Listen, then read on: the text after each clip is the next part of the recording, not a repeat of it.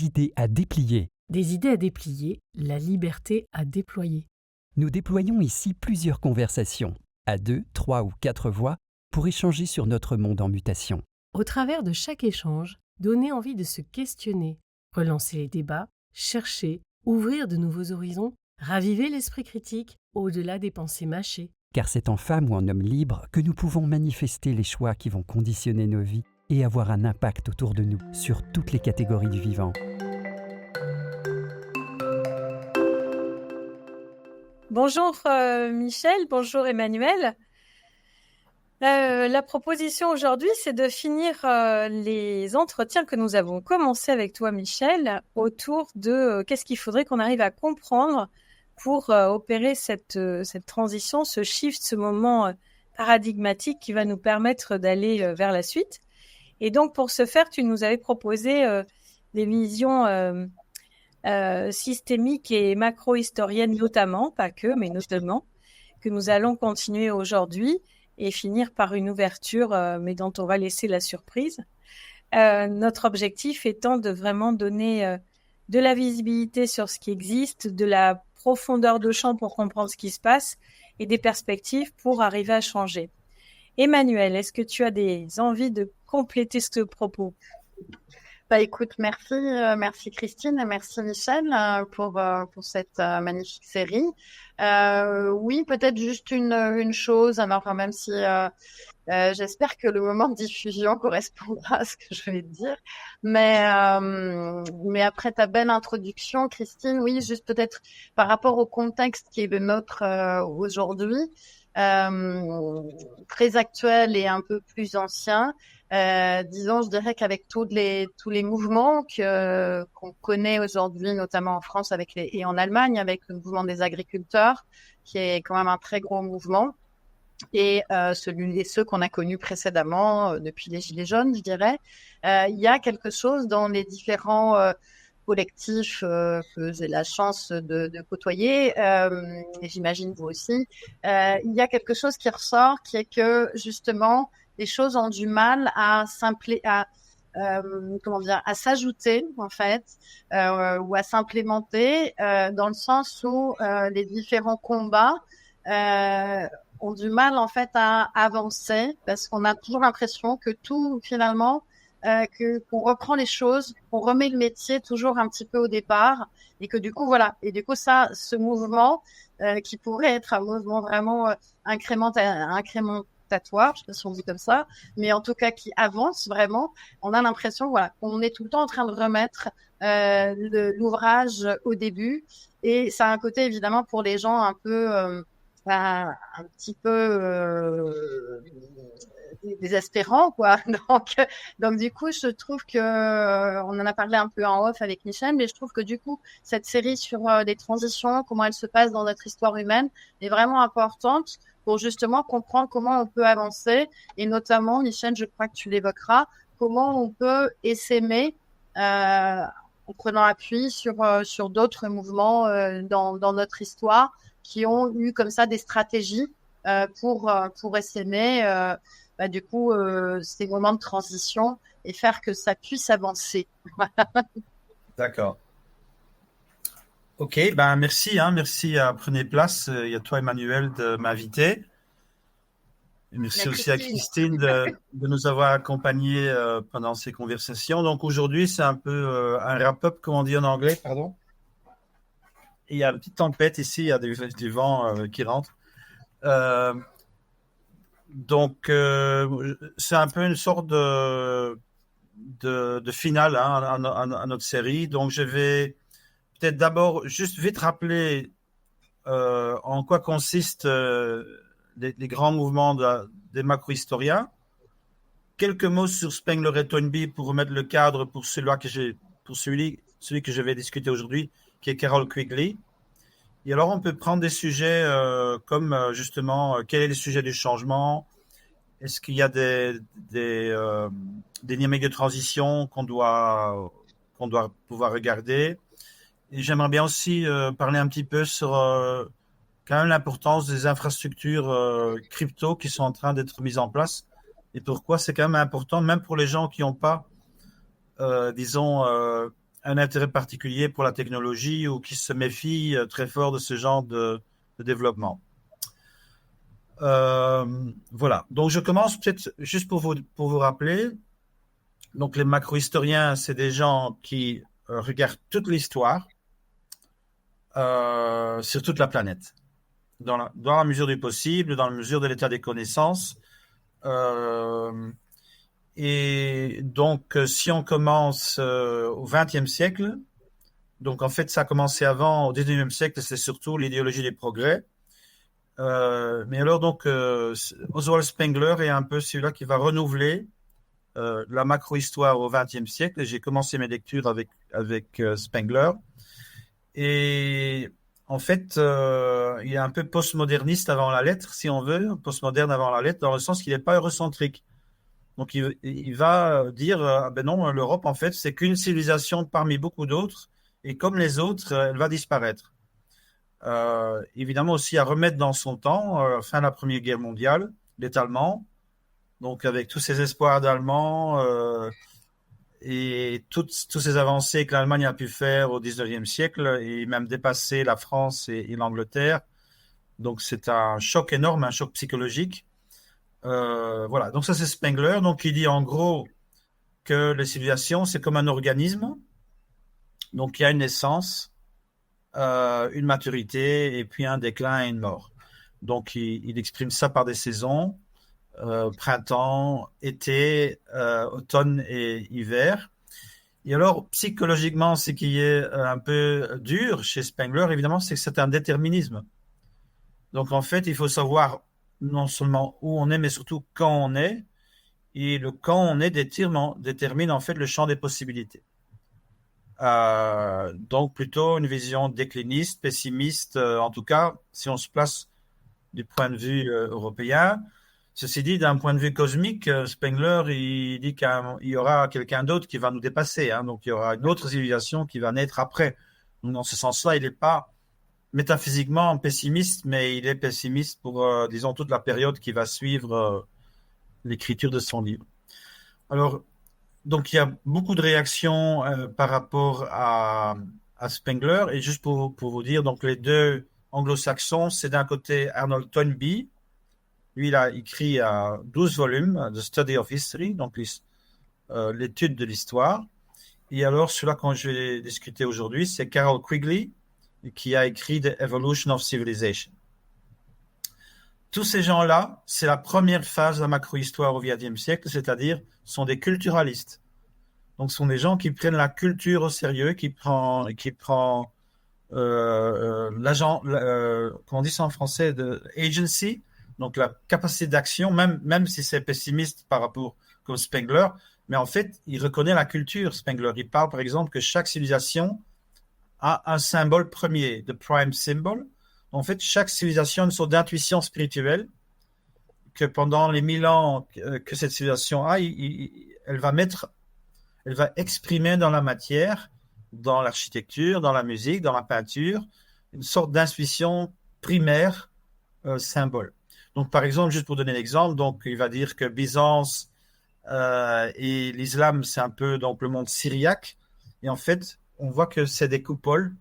Donc, c'est un monde fermé, en fait, tu vois, où l'être humain est protégé par le divin. Il n'y a pas des fenêtres qui donnent sur l'extérieur avec des grandes visées comme dans les cathédrales gothiques. Et il y a les 7 cieux qui protègent et qui clôturent l'univers des Byzantins et de l'islam, qui sont différents, mais ils voient des liens entre les deux. Et par contre, donc, le gothique, ça naît avec les Germains qui vont s'installer en 500 en Europe, mais qui vont avoir besoin de temps pour absorber l'héritage de Rome et de se mélanger au peuple qui est déjà là. Et donc, ça va donner à partir de l'an 1000. Et donc, lui, il pense aux forêts, aux Germains qui regardent le ciel à partir de la forêt. Et donc, c'est le désir de l'infini.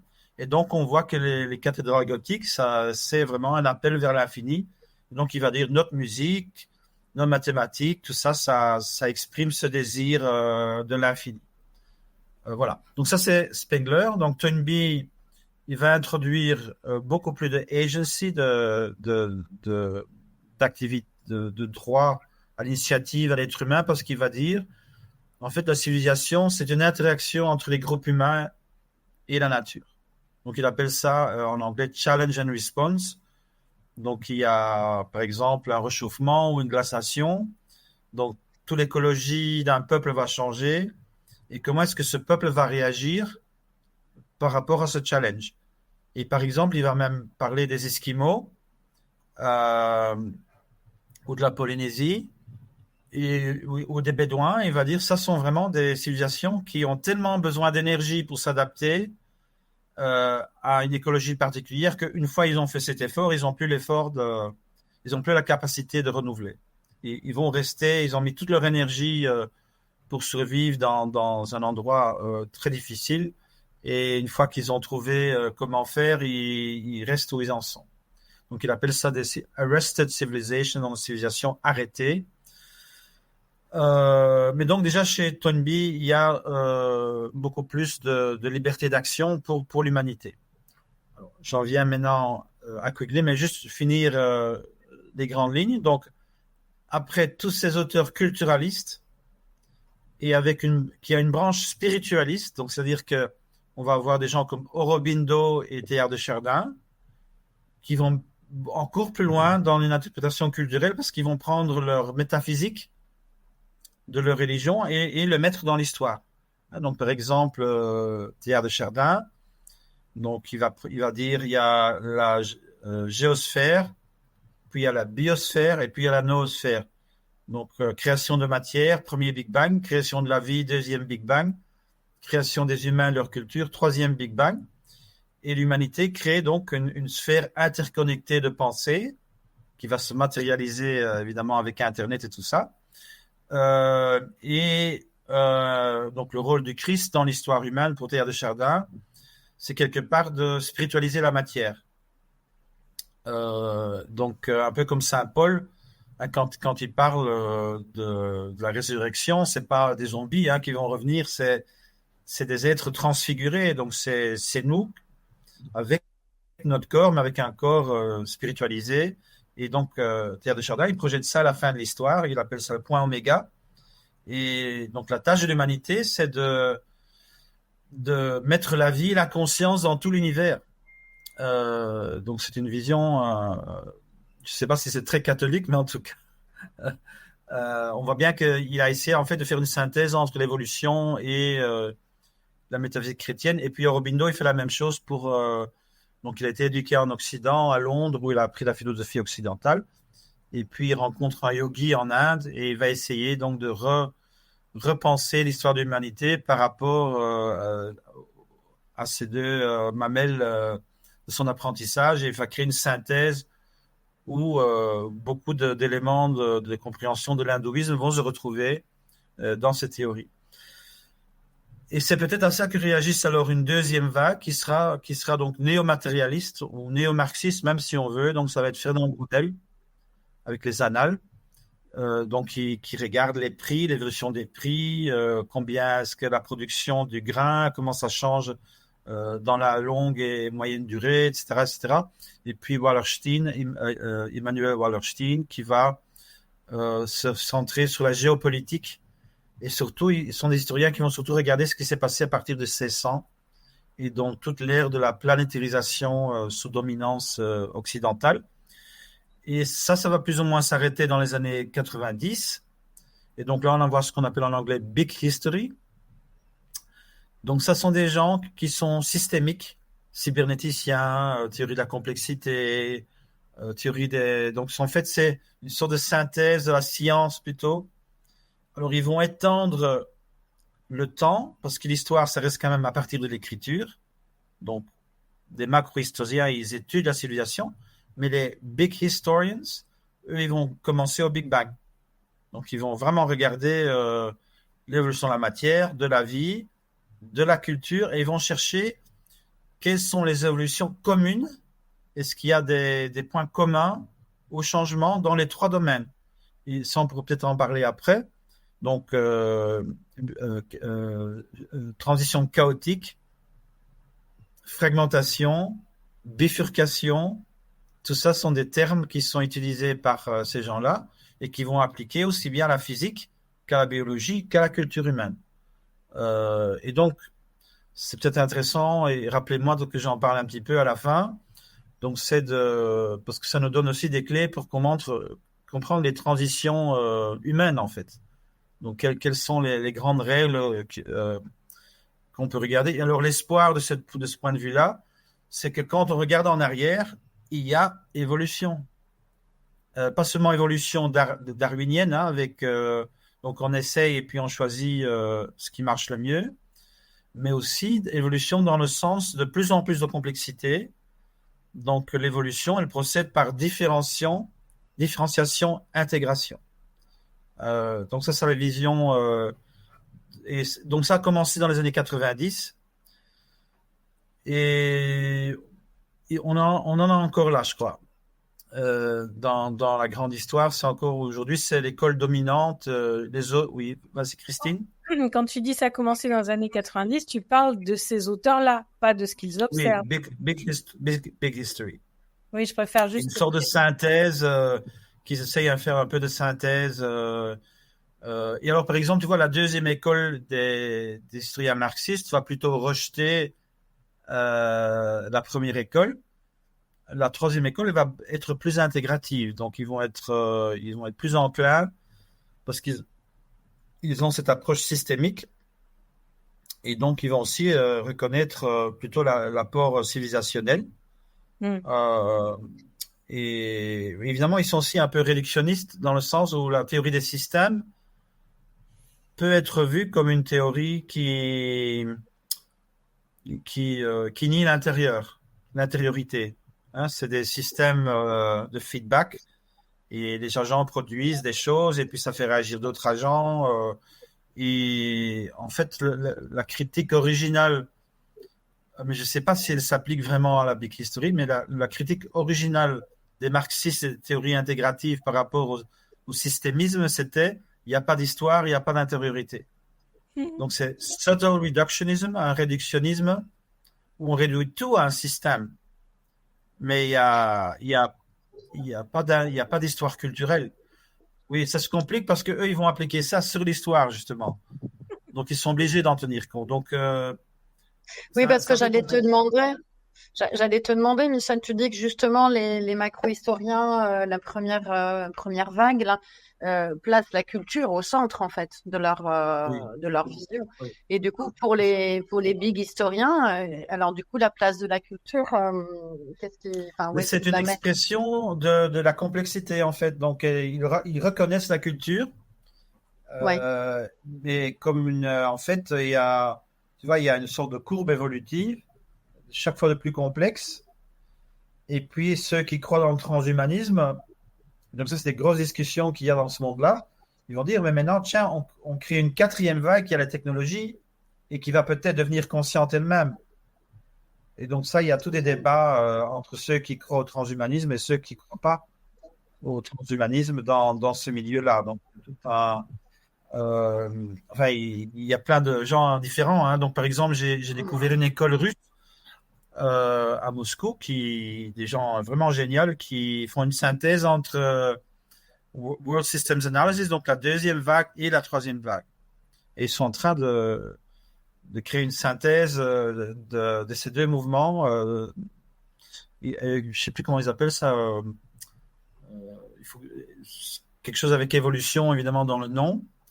Voilà. Alors, maintenant, je reviens à Quigley. Donc, c'était juste pour quand même vous recadrer parce que les gens ont peut-être un peu oublié ce qu'on a raconté dans les autres émissions, ou peut-être c'est la première fois qu'ils écoutent. Alors, Quigley. Donc, première chose que Quigley apporte, c'est une vision beaucoup plus spécifique au niveau de l'évolution des civilisations. Hein, parce que, donc, quelque part, Spengler, c'est quand même un peu simple. C'est les saisons. C'est un organisme. Donc, naître, maturation, et puis on meurt. On vieillit et on meurt. Donc, il y a quatre stades chez Spengler. Chez Quigley, il y en a 7. Et alors, il va introduire quelque chose qu'il appelle les instruments d'expansion, et qui va créer, donc il va introduire un élément dynamique, c'est-à-dire une civilisation, elle va croître uniquement si elle a un instrument d'expansion, donc quelque chose qui va pouvoir extraire un surplus d'ailleurs et de chez soi, donc plus de productivité si on veut. Et ça va pas durer, donc ces instruments d'expansion vont s'institutionnaliser et ces institutions vont travailler pour eux-mêmes et pas pour la société. Et alors c'est fini. Sauf si on trouve un autre instrument d'expansion. Mais alors, je vais y revenir. Donc d'abord, je vous explique les 7 stades de Quigley au niveau de l'évolution des civilisations. Alors le premier, c'est peut-être celui-là qui est le plus étonnant, c'est mixture. Mixture, je veux dire mélange. Et en fait, il n'y a pas de civilisation s'il n'y a pas un mélange de peuples. Pourquoi? Parce que les peuples tribales sont des peuples qui sont dans customs, donc dans leur habitude. Ils sont adaptés à un milieu particulier, une géographie particulière. Par exemple, les nomades pastoraux, ils ont une certaine culture et ils n'ont pas de raison de changer leur culture. Pendant des milliers d'années, la culture, elle change tout un petit peu, mais enfin, ils vivent toujours dans les steppes, ben, ils n'ont pas raison de changer leur structure sociale. Par contre, on va donner l'exemple, les steppes, ils dessèchent. Du coup, l'agriculture dans les civilisations, elle va aussi être moindre, puisqu'il va aussi être trop chaud chez eux. Donc, il va y avoir un dessèchement des deux côtés. Donc, du coup, les nomades sont poussés à partir pour pouvoir survivre. Et en même temps, les civilisations sont en train de s'affaiblir parce qu'il y a moins de productivité, moins de surplus à l'intérieur des civilisations même. Donc, du coup, ça invite à une invasion, si on veut. Et c'est justement ces mélanges-là qui va créer une nouvelle civilisation. Hein? Typiquement, par exemple, fin de l'ère romaine. Donc, la civilisation hellénique, elle collapse. Les Germains, ils viennent. Mais ils ont besoin de se mélanger aux Romains et Gallo-Romains parce qu'ils n'ont pas la capacité de gérer la complexité d'une société complexe comme avec les villes romaines et tout. Donc, ils vont devoir s'arranger avec ce qui reste de l'élite romaine, qui est devenue chrétienne. Et donc, c'est ce mélange-là entre le germain et la chrétienté de la Méditerranée qui va créer quelque chose de nouveau qui sera la civilisation européenne qui va renaître à l'an 1000. Donc, mélange, c'est très important. Alors, une fois que le mélange est fait, c'est gestation. Donc, la civilisation va essayer de se trouver. C'est quoi ce mélange? Et comment est-ce qu'on va faire? Et donc, de ce mélange, de cette période de gestation, va donc sortir une forme particulière. Et c'est à ce moment-là, quand elle est plus ou moins fixée, qu'elle va avoir envie de s'étendre. Donc, elle est assez forte intérieurement, donc, et ça crée un surplus d'énergie. Et là, elle va s'essaimer de façon littérale, hein, parce que, par exemple, les Grecs, c'est comme ça. Hein, les Grecs, quand il y avait une surpopulation dans leur polis, donc dans leur ville, ils envoyaient des gens de l'autre côté de la mer pour créer une autre ville qui était une sorte de fille. Donc, c'est comme ça que l'hellénisme, avant Alexandre, s'essaimait. Donc, ça, c'est l'âge de l'expansion. Donc, on est au 3e stade. Donc, ça, c'est et alors là, je vais introduire donc cet élément d'instrument d'expansion. Donc, c'est quoi un instrument d'expansion? C'est quelque chose qui permet d'extraire un surplus de l'extérieur, mais aussi à l'intérieur.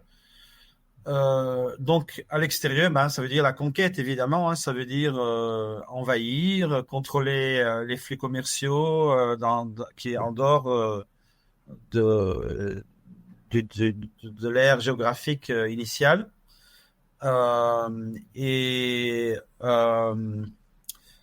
Donc, l'exemple qu'il donne pour l'Europe, il dit qu'il y en a 3. Féodalisme,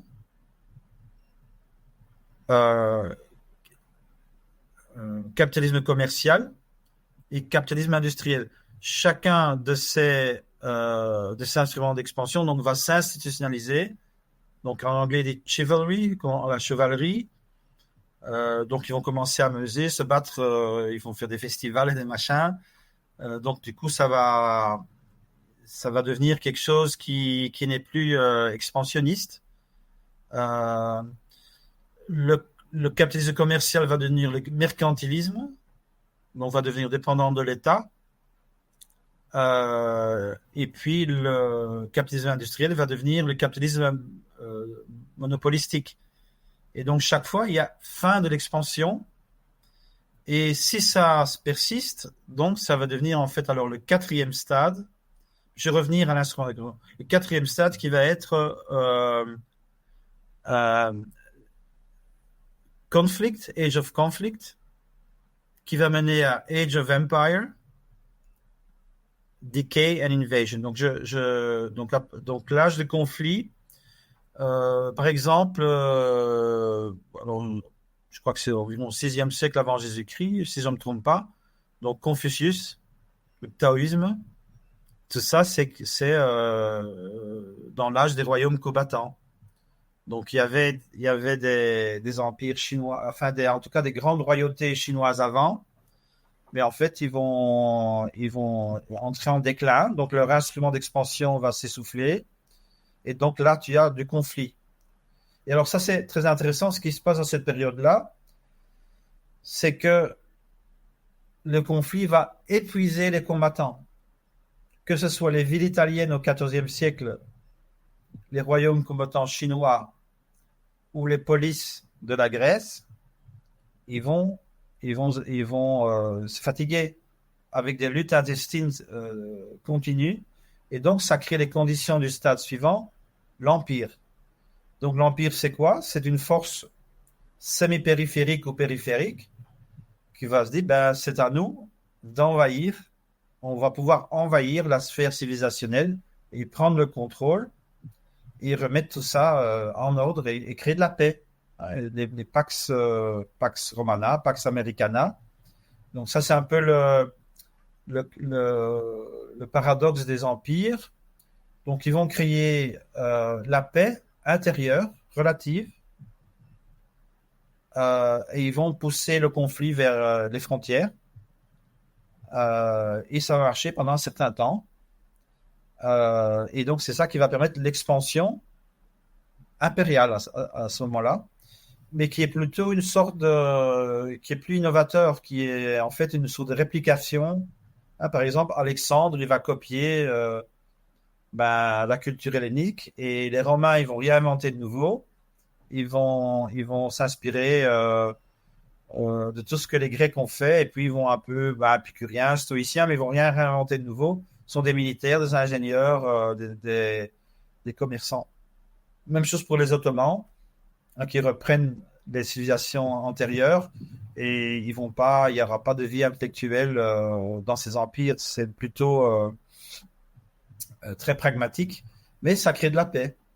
Donc ça va stabiliser pendant quelques centaines d'années, éventuellement, cette sphère civilisationnelle. Quand ça marche plus, quand elle s'épuise, c'est decay, donc décadence, affaiblissement. Alors, je ne sais pas si on peut appliquer ça à l'Europe, mais on pourrait dire, par exemple, Première Guerre mondiale et Deuxième Guerre mondiale, ça a été notre age of conflict. Après, les Américains sont devenus les maîtres de l'Europe. On est devenu un protectorat. Donc, on a créé l'Empire universel, Pax Americana. Sauf que ce n'est pas un vrai empire techniquement, mais en pratique, ça l'a été. Et l'État-nation est la forme que ça a pris aujourd'hui. Mais tu vois que le schème, ça marche, ça fonctionne quand même, je trouve, assez bien. Donc, decay. Et après, oui, Christine?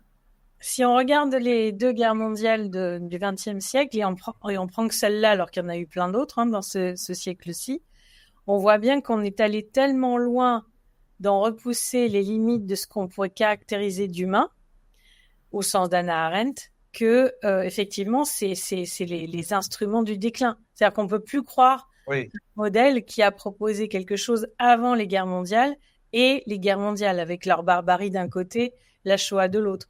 Quand on arrive à une industrialisation de la mort telle qu'on l'a vécue, les promesses philosophiques qui étaient en amont tiennent plus. Donc effectivement, toutes les racines se détériorent. Je te rends la parole. Alors, juste pour mentionner un livre que je viens de lire, je l'ai presque terminé à 20 pages près. C'est un livre français que je recommande. Ça s'appelle, alors le titre m'échappe, mais c'est Vincent Citeaux. Et c'est une analyse comparée de la vie intellectuelle dans 8 civilisations. Et alors lui, il arrive à un schéma que je trouve aussi assez convaincant. Donc il dit, un cycle civilisationnel passe par 3 phases. Le pré-classique, le classique et le post-classique. Je dis ça parce que ça renforce ce que tu viens de dire. Donc le pré-classique, c'est la naissance. Donc le printemps de Spengler et les premières phases de Quigley.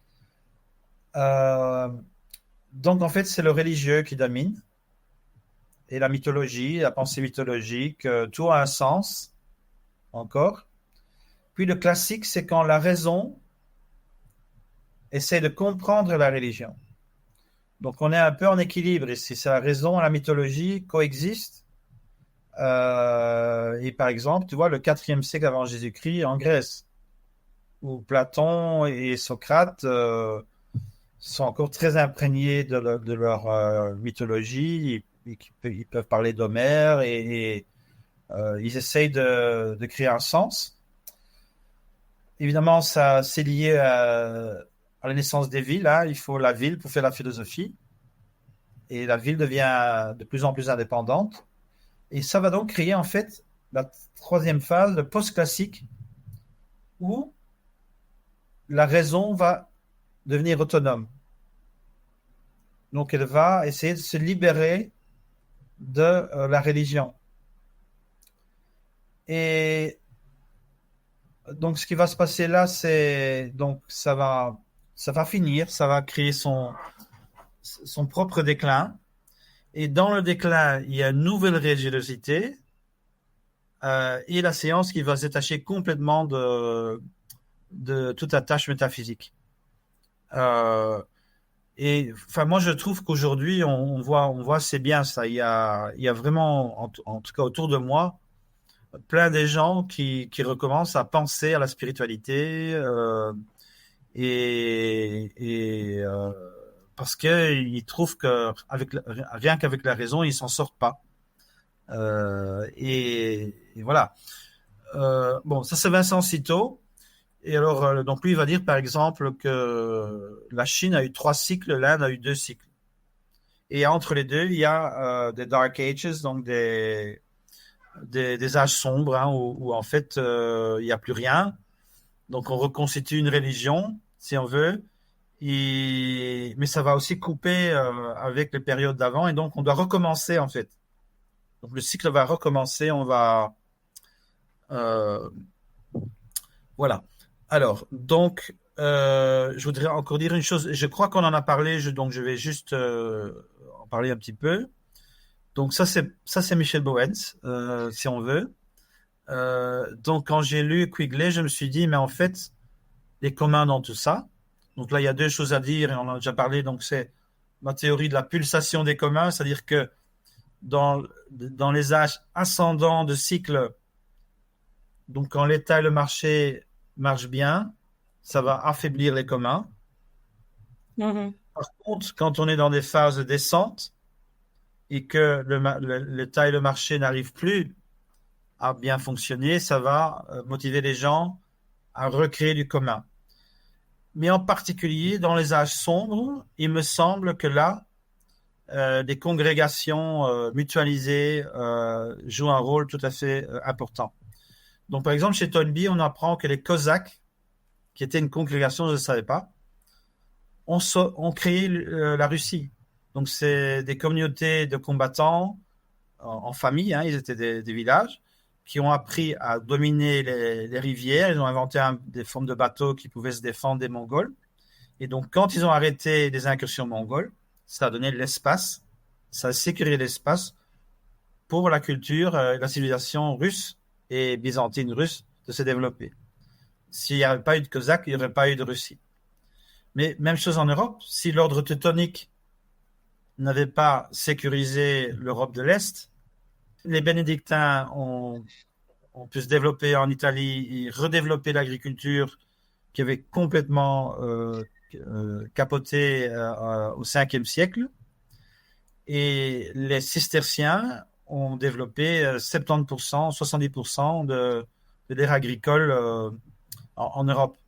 Donc, c'est des organisations, des congrégations avec une transcendance dans leurs idées, donc ils sont sacrificiels. Et en même temps, tout leur surplus est mis dans leur propre infrastructure. Donc ça, je crois que c'est très important comme dynamique dans les âges sombres. Donc d'abord, les ordres militaires, les ordres craft agrarian, on dit en anglais, donc ils font l'agriculture et une nouvelle sorte d'industrie. Et ça donne donc les conditions pour rebâtir les villes. Et là, c'est les guildes qui sont aussi des fraternités, hein, avec des patrons religieux et tout, vont revivre les villes. Et c'est seulement après que le capitalisme et les instruments d'expansion capitalistes vont commencer à jouer un rôle. Mais donc, je crois que c'est intéressant. En tout cas, c'est mon hypothèse.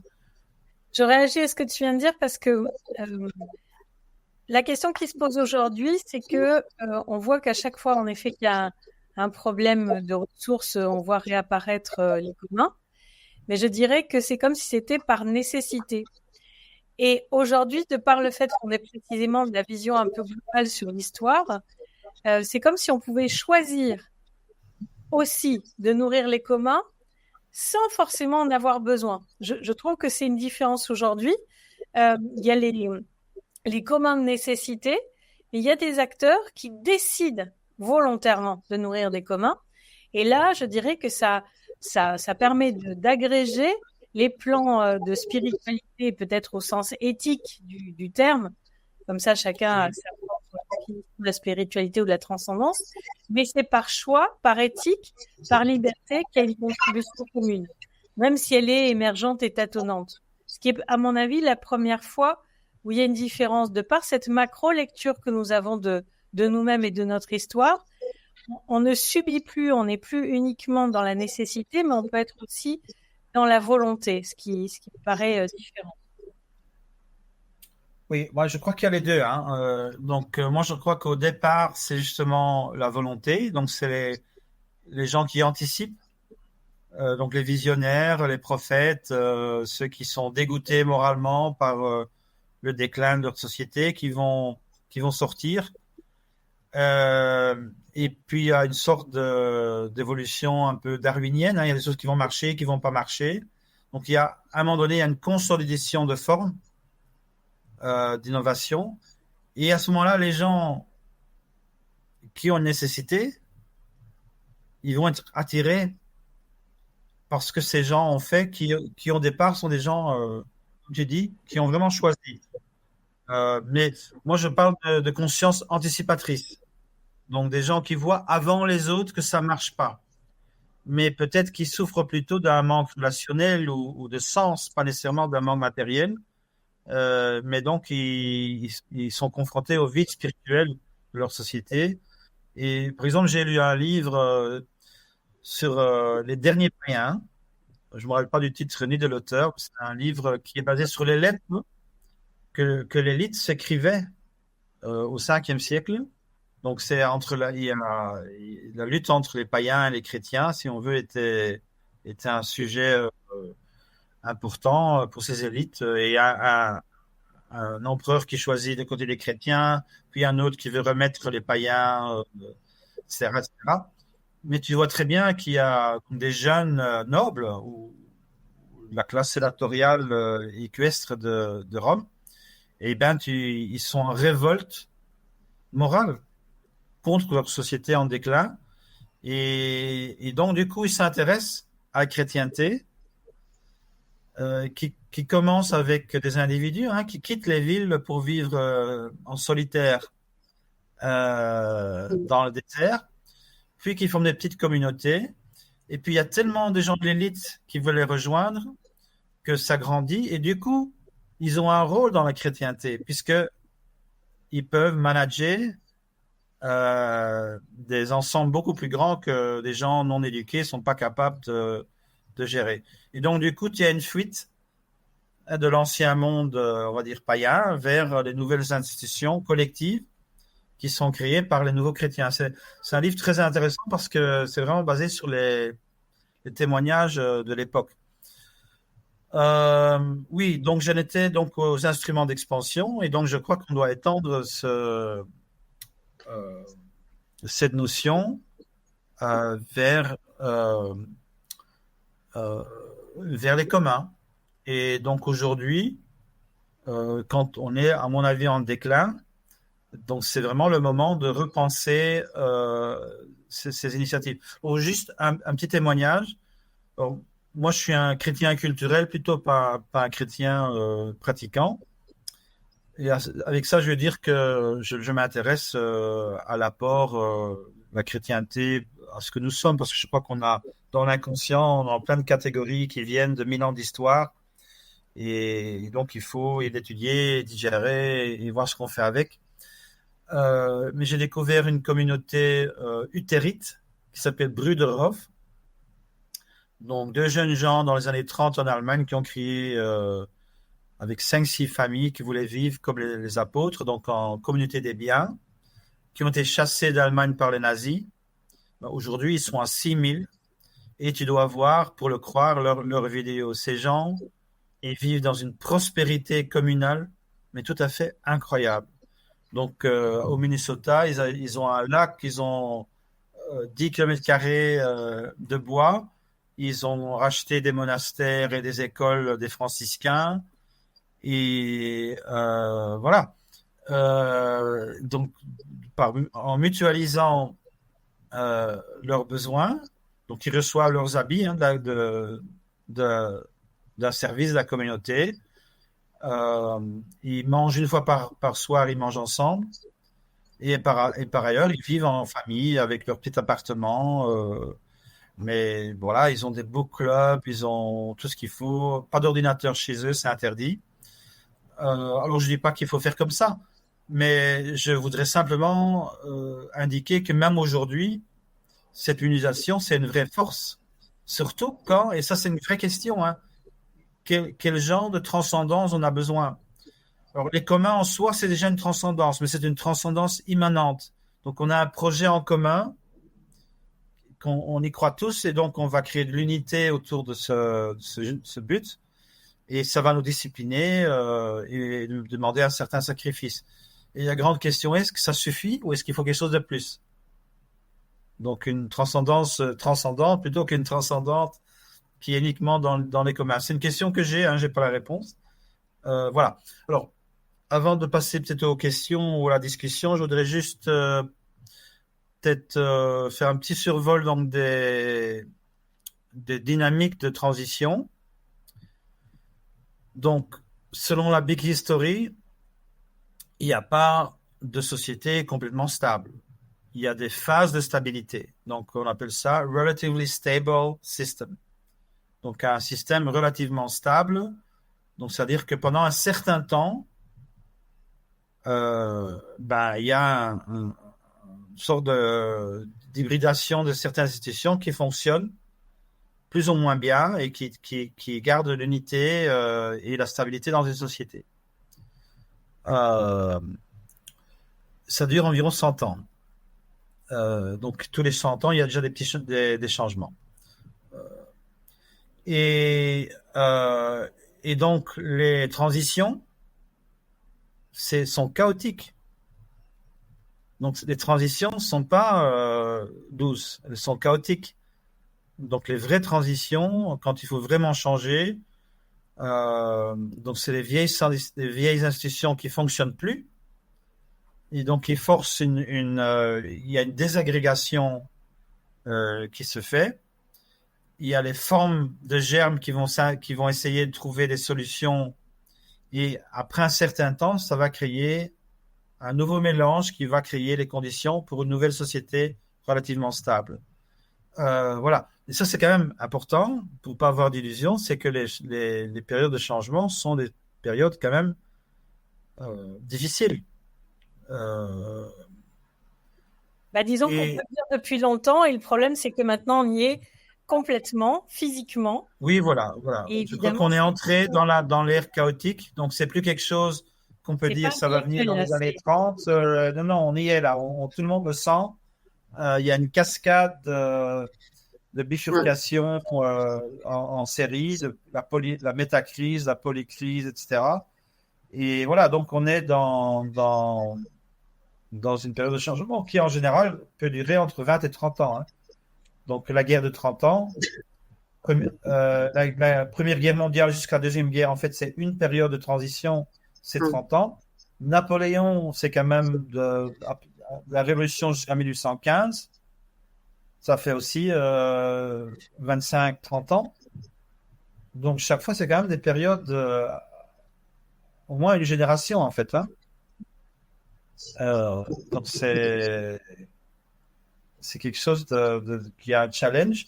Et alors, ce qui se passe, donc, différenciation et intégration, c'est chaque fois, il y a d'abord cette différenciation qui demande, en fait, une réintégration à un plus haut niveau de complexité ou l'âge sombre. Donc, là, un âge sombre, c'est quand il n'arrive pas.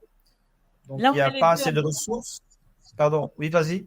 on a les deux en ce moment avec un âge sombre qui est beaucoup plus dodu en volume d'individus que les 4 pompons qui essaient de montrer qu'il y a autre chose. Donc, C'est pas sûr. Moi, je sais pas. Je sais pas. C'est ce qu'on voit, mais difficile de savoir en termes de proportion, je pense, Christine, parce que du coup, c'est évidemment ceux qui sont dans les médias, qui captent l'attention et la visibilité. Je pense, je sais pas pour être positive à tout prix, mais il me semble que du coup les deux coexistent. Hein, ça, je suis entièrement d'accord. Mais il est possible que les gens justement qui ont cette conscience et qui sont déjà en train de commencer à faire autrement soient beaucoup plus nombreux que ce qu'on pense. Enfin, j'espère. Hein. Mais ils sont moins en lumière. Donc, Ouais. Alors, la question, est-ce que donc, après 20 ans, est-ce qu'on va monter ou est-ce qu'on va descendre? Ça, c'est une vraie question. disons que c'est vrai, et depuis les créatifs culturels, c'est ce qu'on dit, hein, qu'il y a effectivement plus de gens qui agissent et qui sont pas rendus visibles, ça c'est incontestable. Mais le retour de Trump ne va pas nous aider, sauf à nous mettre un coup de pied aux fesses. C'est ça la bonne nouvelle, c'est-à-dire que je pense qu'à chaque fois qu'il y a une phase nouvelle d'âge sombre ou de petits morceaux d'âge sombre, ça booste encore plus les gens à se dire j'en veux tellement pas qu'il faut que je fasse quelque chose, quoi. Voilà. Donc je suis tout à fait d'accord sur le fait que les acteurs qui contribuent au changement de monde ne sont pas rendus visibles par les grands médias. Donc la quantité qui se compte est plus compliquée. Le problème, c'est que les moyens financiers sont plutôt du côté de l'âge sombre. Et puis, il y a la question du ventre mou des personnes du milieu qui savent pas très bien où aller. Et je dirais que notre force, elle est pas que dans l'enthousiasme. Et c'est là que ça rejoint Michel. C'est que la force, elle est pressée justement s'il y a de la transcendance. Quelle que soit la définition qu'on lui apporte. Mais c'est cette force-là qui est supérieure aux petits individus que nous sommes. Qui peut être un idéal commun, qui peut être ça peut prendre des formes différentes, mais c'est cette force-là qui nous permet de tenir alors qu'on n'est pas visible, pas très nombreux, pas des sous, avec des perspectives tout à fait réjouissantes et quand même on continue à avancer. Donc il doit y avoir un truc. Voilà, je rends la parole. C'est la question, il me semble, on l'avait déjà évoqué, hein, il me semble que c'est la question du récit, c'est-à-dire vraiment le récit, hein, le narratif, c'est pas du tout pareil pour moi, mais vraiment la question du récit qui est, me semble-t-il, à la base de l'émergence d'un nouveau système d'organisation et qui fait le lien justement pour qu'on devienne société et non plus des petits îlots qui sont parfois pas forcément en lien.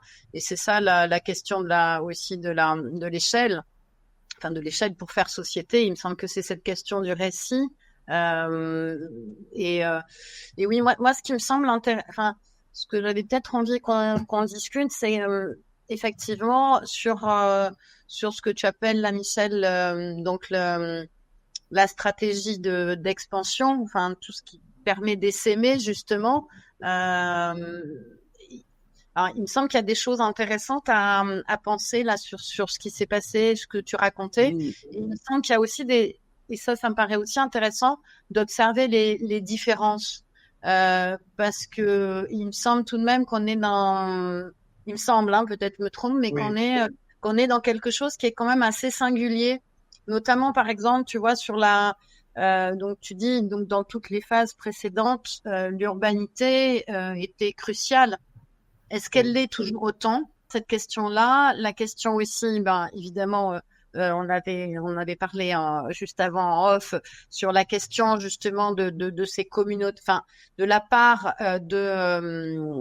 du numérique dans la possibilité de création de liens et d'échelles justement plus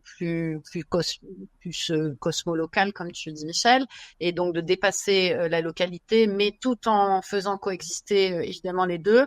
Et puis il me semblait aussi, pardon, c'est trois choses, mais justement dans cette stratégie d'expansion, d'essaimage, de ce que je comprends, et par rapport à la monnaie aussi, ça me semble c'est évidemment quelque chose de fondamental, c'est la question du surplus.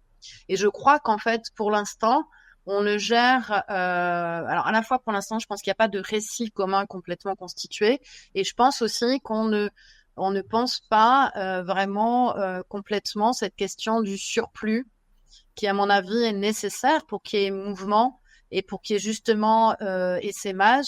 Et je pense qu'on ne la pense pas aussi parce qu'il y a un rejet de cette notion de surplus. C'est-à-dire que du coup, Oui, tout à fait. Là, je crois que l'égalitarisme exagéré est un problème, en fait. exactement. Et parce qu'en fait, du coup, la résistance, peu importe comment on appelle ça, mais disons que les gens qui veulent penser ce monde qui vient se constituent aussi la plupart du temps en rejet par rapport à cette question du surplus. Et du coup, comme ils le rejettent, ils l'intègrent pas. Et en fait, ça fait qu'il n'y a pas ce carburant, cette énergie nécessaire, en fait. C'est là que la transcendance permet de sacrifier l'ici et maintenant pour pouvoir... et donc, c'est là que la reproduction d'un système social, mais surtout sa croissance, elle dépend d'un surplus. Donc, si on n'a pas de surplus, il n'y a pas de croissance. Et on reste petit. Et donc, si on dit il faut tout distribuer tout de suite, eh ben, on reste pauvre, en fait.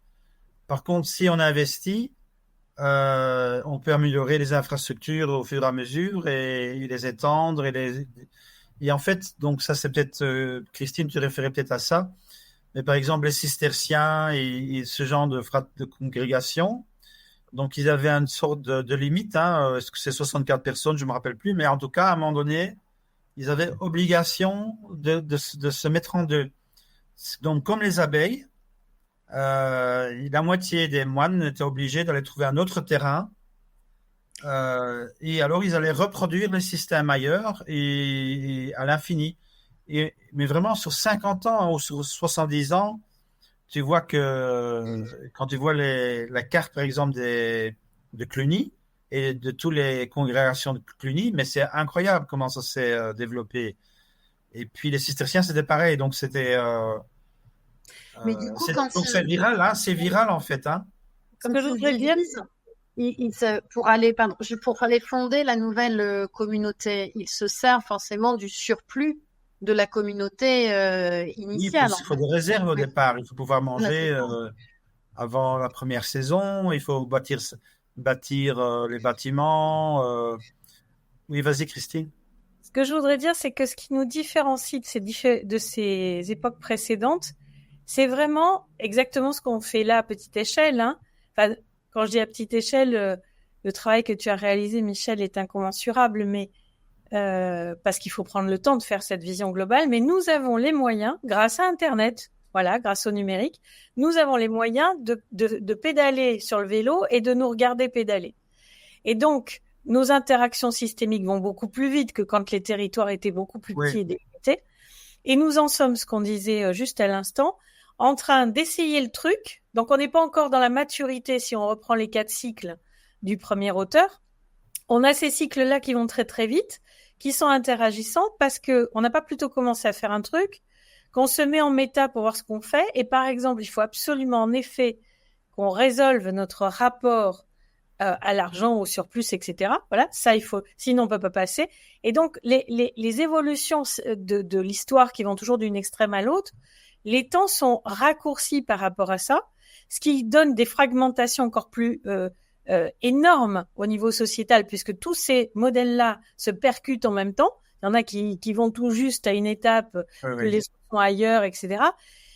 Du coup, la recomposition globale de tous ces éléments pour arriver alors à une nouvelle forme de cistercien, mais qui ne reproduirait pas à l'identique, mais qui pourrait reproduire ce qui marche pas et ce qui a amélioré. Il faudrait qu'on arrive là.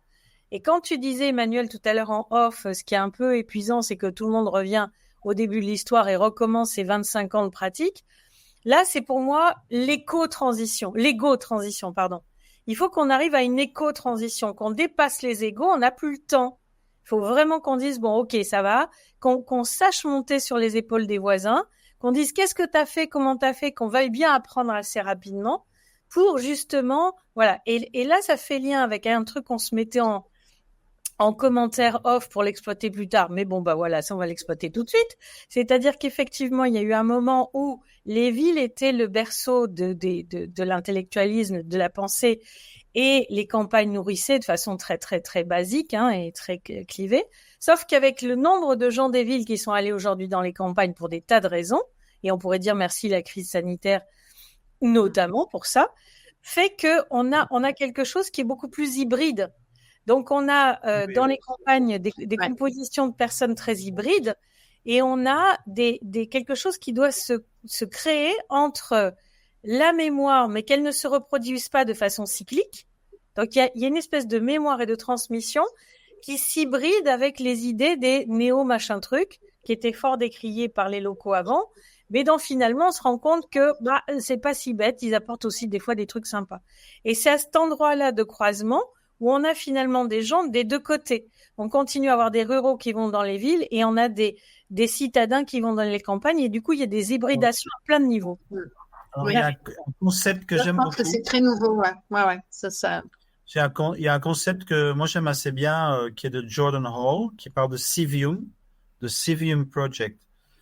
Donc, il réfère à un livre qui s'appelle Scale de Geoffrey West, où il dit donc, il y a des relations sous-linéaires et super-linéaires. Donc, le sous-linéaire, c'est par exemple, tu as un bébé avec son cerveau. Quand il double son corps, son cerveau, il croît seulement de 85%. Donc, il y a une perte dans la mise en échelle. Par contre, les villes, ils ont trouvé que tu doubles une ville, il y a plus que 2 fois l'innovation. Donc, les villes, elles étaient super-linéaires. C'est pour ça que les civilisations ont gagné sur les non-civilisations, parce qu'il y avait beaucoup plus d'innovation et donc la ville était un moteur. Or, aujourd'hui, justement, Civium, c'est quoi? C'est cette idée, c'est de créer des villes temporaires, numériques. Et alors, je voudrais introduire ce que j'ai appris ce dernier temps dans le monde crypto parce que je crois que c'est intéressant. Donc, moi, je fais un peu une histoire de ces infrastructures. Je dis la chose suivante. Donc, l'open source a créé une infrastructure pour mutualiser le travail au niveau global.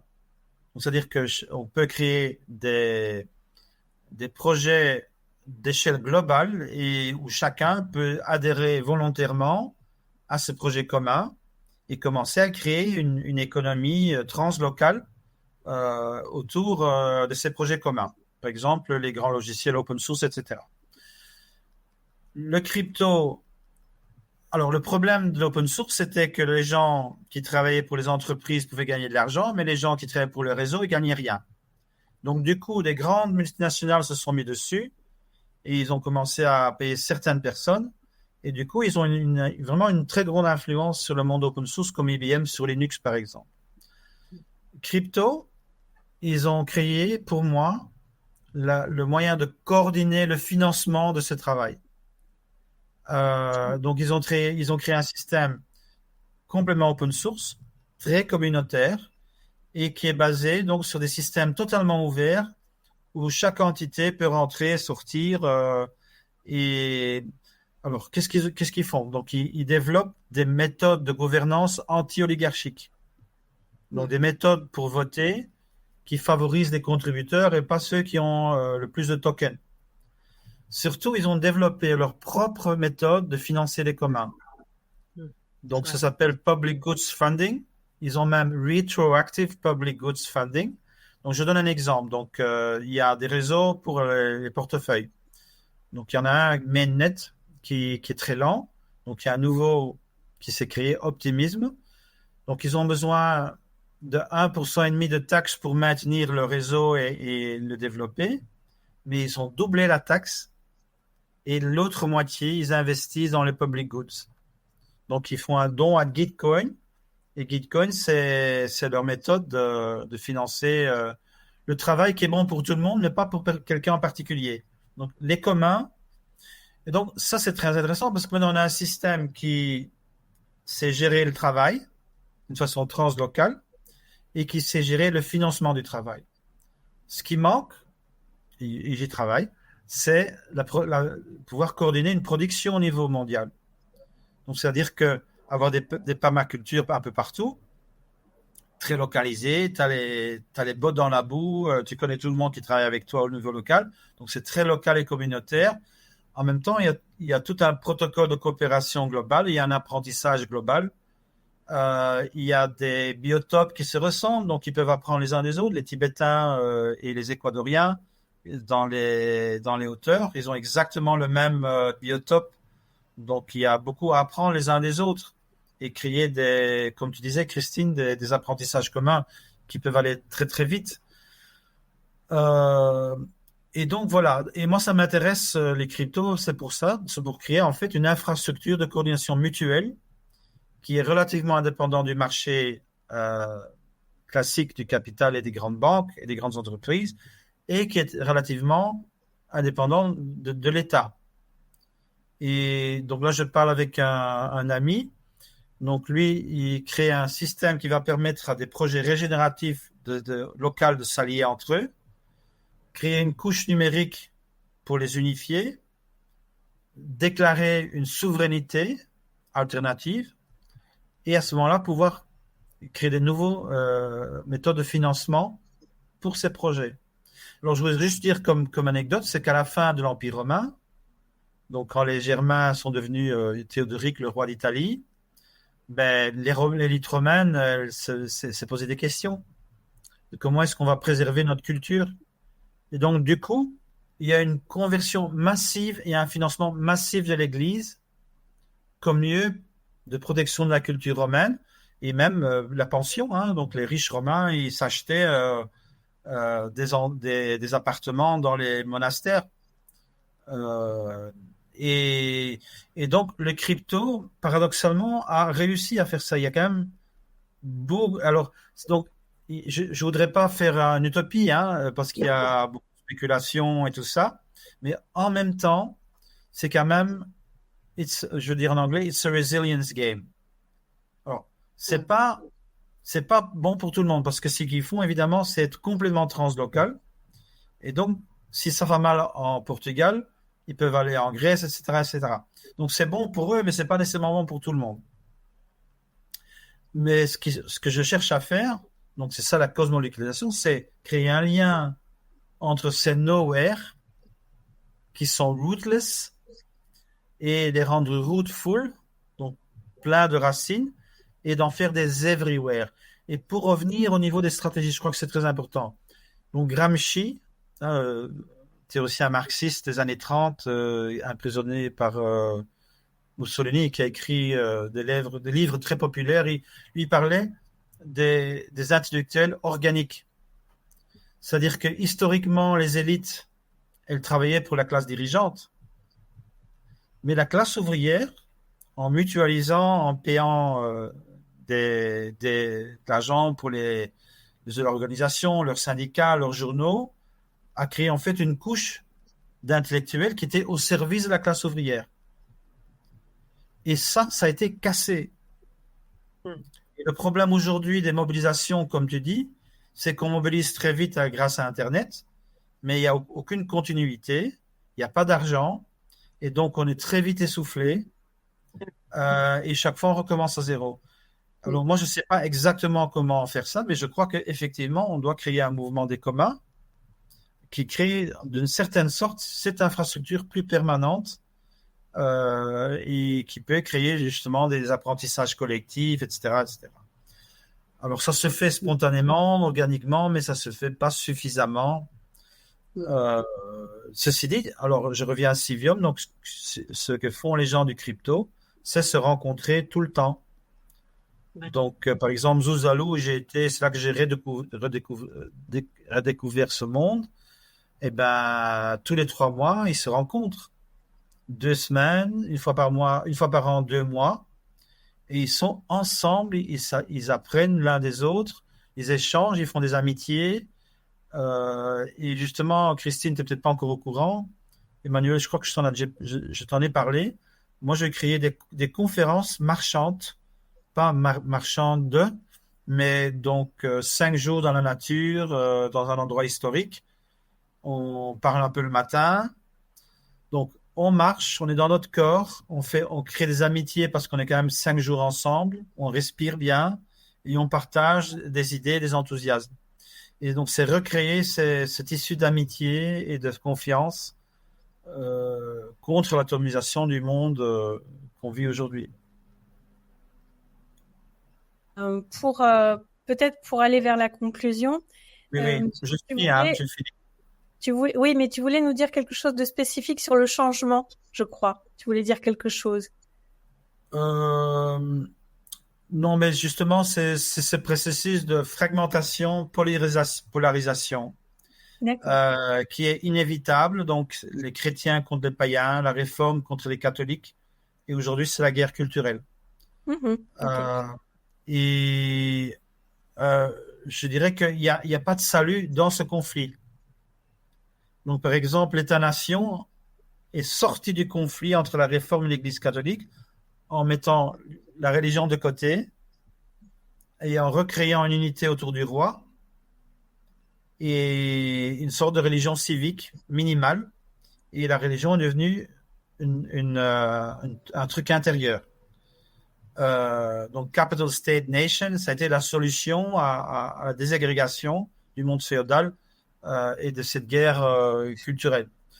L'Église chrétienne, donc ça c'est Toynbee qui explique très bien, donc tu as les Hérodiens, c'est tous ceux, comme le roi Hérode, qui veulent s'adapter à l'Empire romain et se disent, on va apprendre des puissants et puis on va peut-être pouvoir s'en sortir. Et puis tu as de l'autre côté les Zélotes, donc les révolutionnaires juifs, qui disent aucun compromis, on se bat jusqu'à la mort, et c'est ce qu'effectivement ils ont fait. Mais Saint Paul, il n'a pas fait ça, lui. Il a mélangé, il a créé une nouvelle synthèse entre l'hellénisme, donc l'hérodianisme, et le prophétisme de Jésus. Et c'est ce mélange-là qui a créé la nouvelle société. Et donc, je ne peux pas anticiper aujourd'hui ce que ça va exactement être ce mélange. Mais donc dans la guerre culturelle, il y a 2 forces qui s'annihilent. Et alors moi, j'ai un peu d'analyse différente que toi, Christine, par rapport à Trump et tout ça. Mais de toute façon, eux, ce qu'ils veulent, c'est, à mon avis, c'est préserver quelque chose qui a été perdu. Et donc, il n'y a pas de solution. Parce que justement, on ne peut pas préserver ce monde. Alors, ils vont peut-être réussir pour 15 ou 20 ans de garder des choses un peu plus longtemps. Mais de l'autre côté aussi, ils sont devenus identitaires, etc. Donc, il n'y a pas de solution dans ce conflit-là. Et donc, moi, je me pose la question, donc plutôt que de dire qu'il n'y a plus de gauche et de droite, maintenant, je dis de façon un peu provocateur, évidemment, je dis, moi, je suis tout à fait à gauche et tout à fait à droite. Et ce que je veux dire, c'est qu'il faut vraiment se comprendre. Il faut comprendre ce qui est tellement important dans la pensée de l'émancipation et ce qui est important dans la pensée de la conservation. Mais peut-être justement par rapport à ce que tu disais, Michel, Oui. voilà, il y a eu une sorte de fusion donc entre deux pensées, deux visions qui s'opposaient, mais il me semble qu'aujourd'hui c'est pas il y aura pas de fusion. Enfin, il me semble qu'aujourd'hui c'est plutôt un autre chemin en fait qui est pas enfin il me semble pas qui va peut-être pouvoir effectivement emmener des gens de droite, des gens de gauche, évidemment, hein. Mais il me Oui. semble que c'est pas Mais il faut des nouveaux alignements. Il faut des nouveaux alignements qui sont assez bons, assez intéressants pour attirer les gens des deux bords Oui, mais et que tout l'essentiel est sauvegardé de leur profond désir oui, qui permet des il nouvelles faut quelque alliances. chose qui fasse désir pour eux, ça c'est certain. C'est Mais ça. il me semble que c'est quand même plutôt une troisième voie que Ben, ça, c'est sûr. une fusion des deux. Mais oui, Une bien sûr vision qu'il faut. totalement différente de l'État, une vision différente d'économie, une vision différente de société civile, et en fait une transformation triple. Euh, et moi, évidemment, ce que je propose, c'est une vision centrée autour des communs. Hein, c'est essentiellement Bah une oui. société qui est organisée autour de la protection de la vie et des ressources rares et mais qui permet quand même une prospérité, un dynamisme mais régulé par la survie de la planète et de la vie, en fait. Si tu avais un mot de la fin, est-ce que ça serait celui-ci, ce que tu viens de dire? Oui, ça, je crois que c'est une bonne fin. Et alors, je dirais peut-être une petite notion que j'ai appris d'un Américain qui vit à Séoul, Mark Whitaker. Donc, lui, il parle de jurisdictional alliances. Donc, quelle est l'alliance juridictionnelle qui va pouvoir avoir une majorité? Et j'ai trouvé ça assez intéressant comme concept.